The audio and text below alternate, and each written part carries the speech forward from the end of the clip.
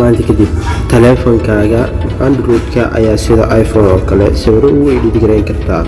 bal kaalay aan ku tusiyo sida lagu edit gareeyo sawirada aad iyo aad u qurux badan sida iphone-ka oo kale. waxaad oo kaliya u baahan tahay application-ka Lightroom, waxaadna kala soo degi doontaa application-ka Play Store.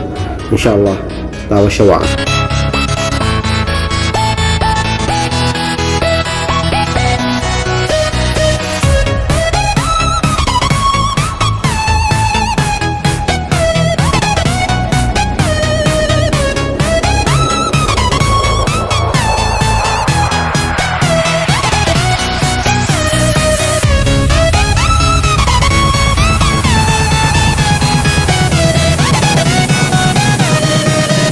sidaan oo ahaa before after na soo saakadeen.